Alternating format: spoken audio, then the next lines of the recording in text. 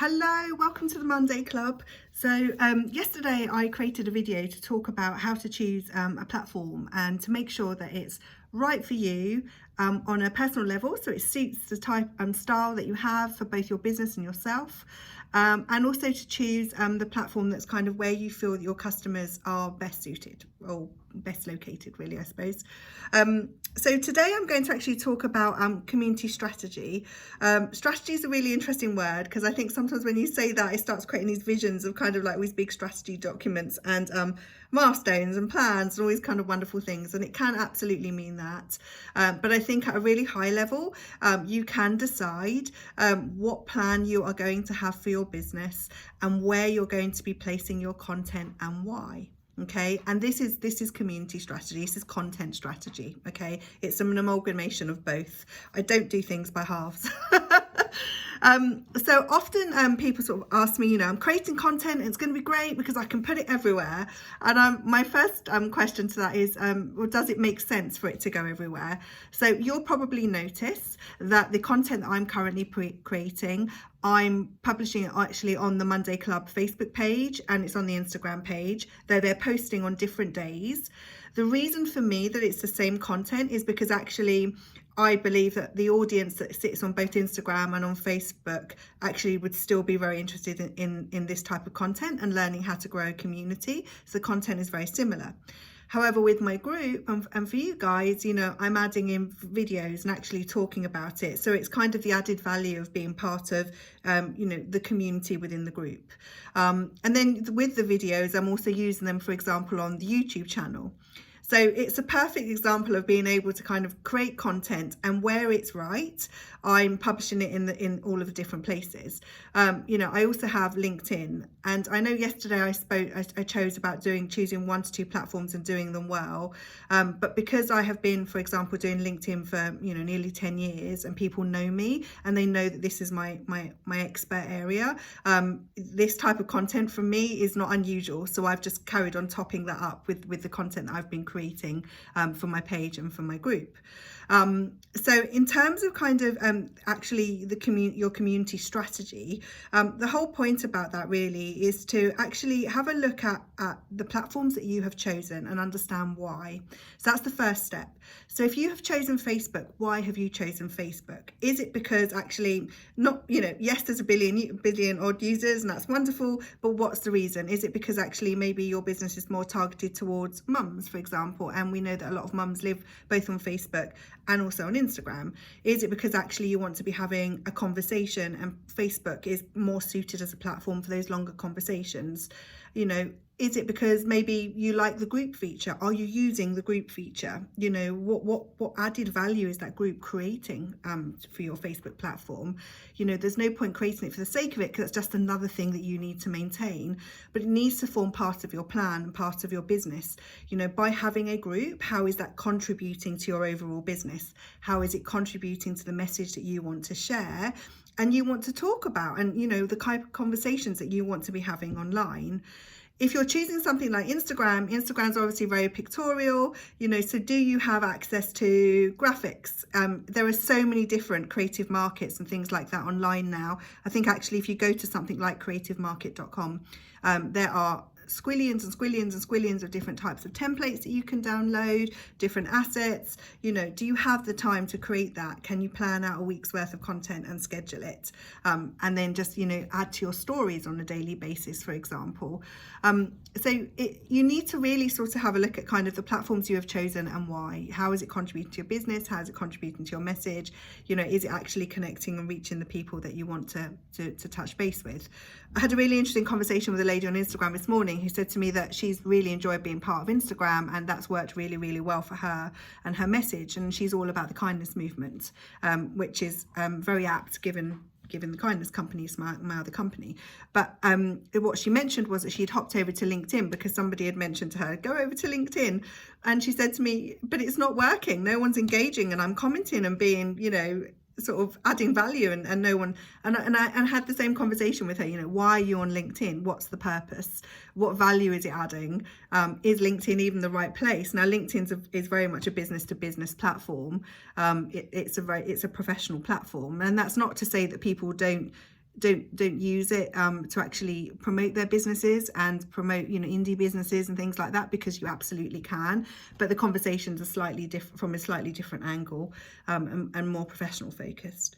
So, you know, we're having this conversation, so it's really, really interesting, and it made me think about this video a lot. So when you look at your platforms and you've chosen why you want your platform and how it's contributing, then the next thing to do is actually, what are you using your platforms for? All right, so this goes back to the point that I mentioned slightly earlier. You know, if you've got a Facebook group, what's it for? What's its purpose? I love group, by the way. I think group is a wonderful way of kind of building rapport with people, and it can be done in a really nice private environment if you would like. I think, you know, for example, I'm working with a gentleman, and he's an author of an anxiety and depression book. And, you know, we were talking about group, to actually say that though that's a common topic, and, you know, lots of people can identify with it, and his book can go on to help a lot of people, that actually having the conversation within a group provides a nice safe environment for people to be able to have that conversation with like-minded individuals, and hopefully for them to be able to have a really good conversation and build connection. If he was to then promote and try and have that conversation maybe on his open platform, he's very likely going to find that he's not going to get the same response, because when you comment on a Facebook page or a post on Facebook, then your friends and family can see it, and you know, there are some things that we're quite private about. And it's the same with IVF. You know, Alice is an IVF baby, and you'll always find that the IVF conversations I end up having are generally within the groups rather than on the big pages. And there'll be people that will have, you know, are happy to have open conversations about it. I'm one of them, but completely respect the fact that there are some people out there who just don't even share the fact that they've gone through IVF and that their baby is IVF, and that's down to them. That's down to their personal preference, right? But it's kind of where's that doesn't mean that they don't want to have a conversation about it. It's just, where's the best place for them to have that conversation? And so you need to have a think about that within your business. You know, if you're having a handmade business, for example, and I know that world really well, you know, Facebook pages are great for kind of promoting your product and talking about it and everything, whereas group is kind of where you take people to maybe feel a bit special. You know, maybe you're going to give them the first look at things, maybe you're going to teach them, you know, some elements of how you make things, you're going to give them a look into your world.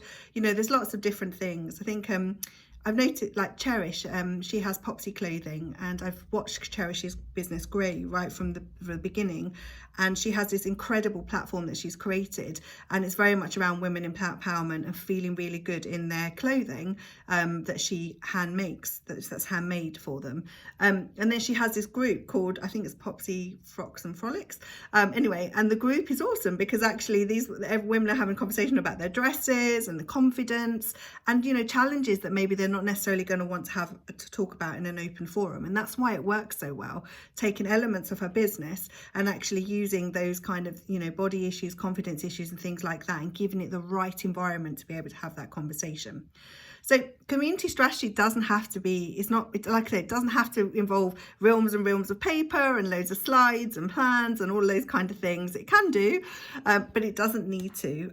You just need to be really clear about, you know, which platforms you are choosing to be able to represent, you know, where you want to have your conversation, why you are choosing it, and what's the reason for it. So how are you going to use it to be able to support your message? And I think when you are clear on that, what happens is you then become clearer in terms of the content that you're creating and where each of the bits of content you create belongs. Right?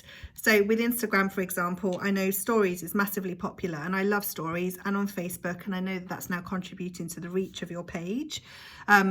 And stories is a wonderful way, but actually, and stories is very quick, right? So, and with Instagram, you've got IGTV as well. So now people have got the ability to be able to create these really cool channels. So, you know, they've given you the tools to be able to get your message out there.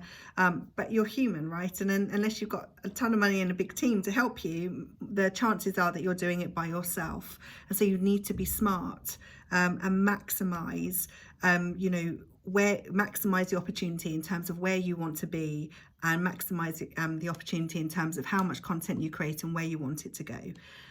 It's not scary, I promise. It's super easy to do. It takes me a few hours sometimes to sit down, write a plan, create my content, write it, and then I push it out. And then I just spend every day doing the thing that I love, which is connecting with you guys and answering your comments or messages, or, doing live videos on my platform about our products, or helping my clients.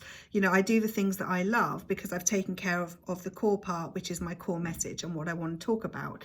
And by doing that, it pre-frames what I'm going to be doing for the week, right? So this week I knew, for example, all the content was coming into the group, and I knew that I wanted to create the videos. So I'm doing those every day because I want to make sure that what I'm talking about is fresh. So I've only planned the posts, but the videos I'm doing every single day, and I'm uploading them into the group. That's something that I've carved out time for and to do. So, it has to work with your schedule, and it has to work with kind of what you're doing, what you don't want. Otherwise you become overwhelmed, and then you step away from it, and then there's no consistency, and you just hate it.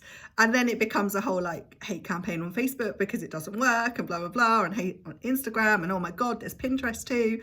And it just becomes this whole haven, and it doesn't need to be. I think once you have clarity in terms of what platform you're choosing, so remember, choose 1 to 2 and do them well, and why you're doing it, and then the type of content those platforms need in order to be able to get your message out, you've got pretty much a winning strategy for community. So I'll be back again tomorrow to talk about the next topic. If you're enjoying the videos, just let me know. I'm rambling. Or if it's really helpful, let me know. If there's a particular topic that you would like me to sort of focus in on and talk about, please, again, let me know. The whole point of this really is to kind of get all the knowledge and things that I've got in my head and out, and hopefully to benefit you.